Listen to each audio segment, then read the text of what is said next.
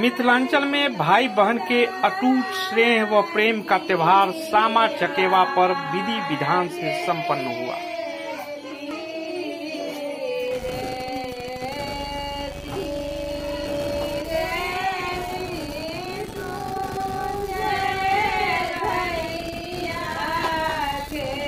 सामा चकेवा मिथिला का प्रसिद्ध लोक पर्व है।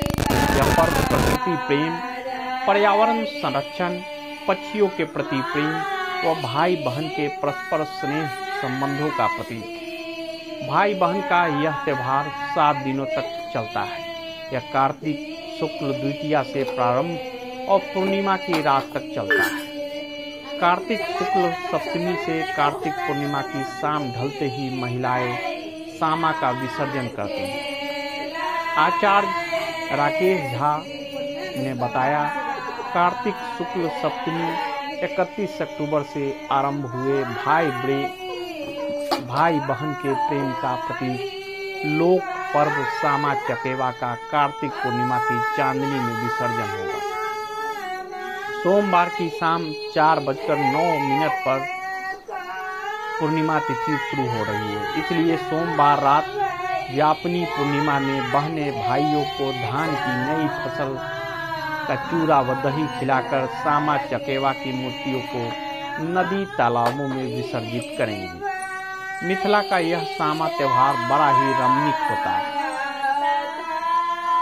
यह खासकर यहाँ के महिला समाज का ही पर्व है, जो स्कंद पुराण के इस निम्न श्लोक के आधार पर मनाया जाता है।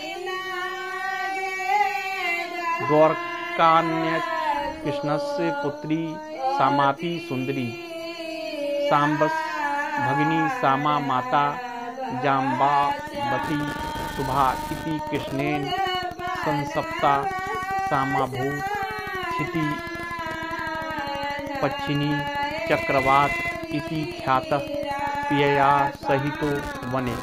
उक्त पुराण में वर्णित सामा की कथा का संक्षिप्त वर्णन इस तरह है। सामा नाम की द्वारकाधीश श्री कृष्ण की एक बेटी थी, जिसकी माता का नाम जाम्बवती था और भाई का नाम संबा तथा उसके पति का नाम चक्रवाक था। चूरक नामक एक शुद्ध ने सामा पर वृंदावन में ऋषियों के संग रमन करने का अनुचित आरोप श्री कृष्ण के समक्ष लगाया, जिससे श्री कृष्ण ने क्रोधित हो सामा को पक्षी बनने का श्राप दे दिया। इसके बाद सामा पक्षी बन वृंदावन में उड़ने लगी। उसके प्रेम में अनुरक्त उसका पति चक्रवाक स्वेच्छा से पक्षी का रूप धारण कर उसके साथ भटकने लगा। श्राप के कारण उन ऋषियों को भी पक्षी का रूप धारण करना पड़ा। सामा का भाई सांब, जो इस अवसर पर कहीं और रहने के कारण अनुपस्थित था, लौट कर आया तो इस समाचार को सुन बहन के बिछोह से दुखी हुआ। परंतु श्री कृष्ण का श्राप तो व्यर्थ होने वाला नहीं था, इसलिए उसने कठोर तपस्या कर अपने पिता श्री कृष्ण को फिर से खुश किया। उनके वरदान के प्रभाव से इन पक्षियों ने फिर से अपने दिव्य शरीर का धारण कर अपने धाम को प्राप्त किया। इस अवसर के निम्न आगे दिए जाने वाले वरदान के रूप वचन के अनुसार स्वजन के अल्प आयु होने की आशंका और उसकी आयु वृद्धि की कामना से मिथिला में महिलाओं के द्वारा इस सामा की पूजा का प्रचार हुआ, जो अब तक चली आ रही है। वर्षे वर्षे तू या नारी न करोति महोत्सवम, पुत्र पौत्र विनिर्मुक्ता भर्ता नैव च जीवति, तथा भर्तु वियोगं नाप्नोति शुभगा च भविष्यति, पुत्र पौत्र युता नारी भ्रांत्रिना जीवन प्रदा। सामा त्योहार यहाँ खासकर अपने भाई तथा स्वामी के दीर्घायु होने की कामना से मनाया जाता है। इस अवसर पर मिथिला की प्रायः प्रत्येक नारी अदम्य उत्साह के साथ महिला तथा पुरुष प्रभेद की पक्षियों की मिट्टी की मूर्तियाँ अपने हाथों से तैयार करती हैं, जो सामा चकेवा के नाम से जाना जाता है। लक्ष्मीनाथ झा की पुस्तक मिथिला की सांस्कृतिक लोक चित्रकला में वर्णित कथा के अनुसार यह सामा श्री कृष्ण की बेटी सामा तथा चकेवा उसके स्वामी चक्रवाक का ही दोतक है। चक्रवाक का अपभ्रंश ही चकेवा बन गया है। इस अवसर पर निम्न वचन के आधार पर एक व्यक्ति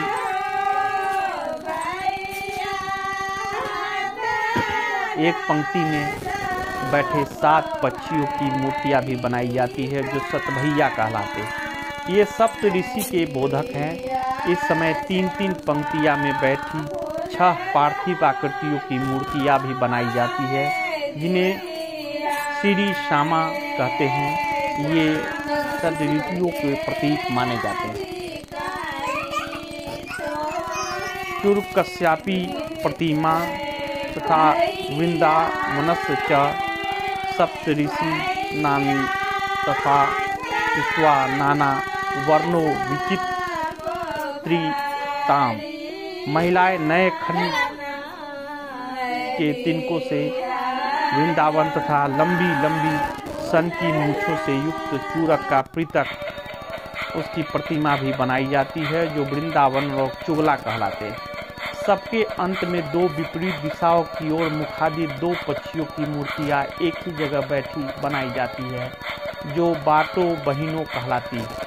यह सामा और उसके भाई का प्रतीक माना जाता है जिन्हें भाग्य चक्र ने विमुख कर दिया था। इसके अतिरिक्त सामा चकेवा की भोजन सामग्री को रखने के लिए ऊपर एक ढक्कन के संग मिट्टी की एक छोटी हंडी के आकार का बर्तन भी बनाया जाता है जिसे सामा पौती कहते हैं, जिन्हें महिलाएं अपने हाथों से अनेक रंगों के द्वारा निम्न श्लोक के अनुसार रंगती है और बड़े ही आकर्षक दिखते हैं। इस अवसर पर यहाँ की महिलाएं 10 दिनों में कुल मूर्तियों को तैयार कर उन्हें बांस की कमचियों से निर्मित एक प्रकार के डलिए जिसे चंगेरा कहते हैं उसमें सजाकर पक्षियों का दाना भोजन नया धान का शीश उसके भोजन के रूप में डाल देती है। इसके बाद एकादशी से जब चंद्र की चांदनी कुछ प्रकाश युक्त हो जाती है तो आगे दिए गए वचन के अनुसार अपने अपने चंगेरे को माथे पर रख जोते हुए खेतों में हर रात अपनी सखियों के संग जा चंगेरों को खेतों में रख समय अनुकूल सामा गीत तथा अनेक तरह के ह्रास और विनोदपूर्ण क्रियाओं द्वारा सामा की अर्चना करती है। क्षेत्रे क्षेत्रे तथा नार्य कृत कौतुक कमला तत्सर्वंश पात्रे तु कित्वा धित्वा तु मस्तके।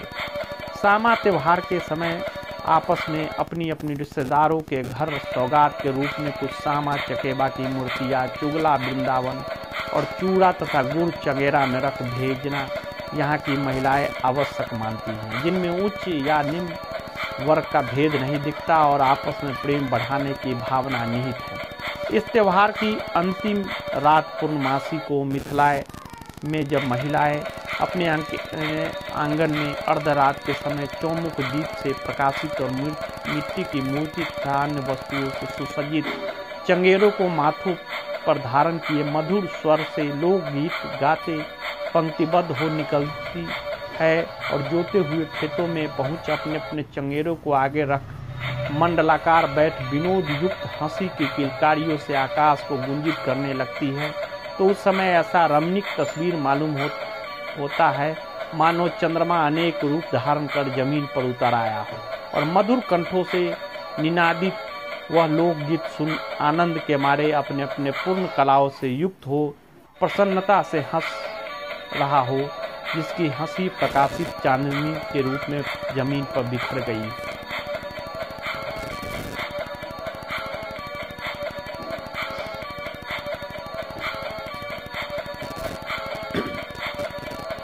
इसके बाद ये महिलाएं अपने अपने सामा चकेवा की मूर्तियों को तोड़ फोड़कर उन खेतों में डालकर अपने अपने घर की ओर रवाना हो जाती है और रास्ते में बाटों बहिनों की मूर्तियों को रखते हुए अपने घरों को पहुंच बचा कर रखे हुए बाकी सामा को भाई के हाथे तोड़वा देती है। इन सब बातों का यह तात्पर्य है कि इन सब मूर्तियों के रूप में श्री कृष्ण की बेटी सामा साफ मुक्त हो दिव्य शरीर धारण कर बाट जोहते हुए अपने भाई के पास फिर से अपने धाम को पहुंच गई और चूरक जिसने चुगली कर सामा पर कलंक लगाया था। वृंदावन के संग जल लाकर राख बना दिया गया ताकि उस प्रकार के लोगों का नामो निशान मिट जाए।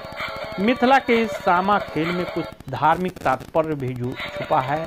वह यह कि जैसे ही ये महिलाएं या सामा खेलने के लिए कितने मेहनत से तरह तरह के सुंदर मूर्तियों का अपने हाथों से निर्माण तथा रंग रोगन कर खेल के अंत में उन्हें अपने और अपने भाई के हाथों तोड़ देती है और दूसरे साल फिर से उसका निर्माण करती है। उसी तरह भगवान अपने मनोरंजन के लिए अपने हाथों से सुंदर सुंदर वस्तुओं का निर्माण कर जमीन पर सृष्टि की रचना करता है और अपने ही इच्छा अनुसार अपने हाथों से उसे नष्ट भी करता है।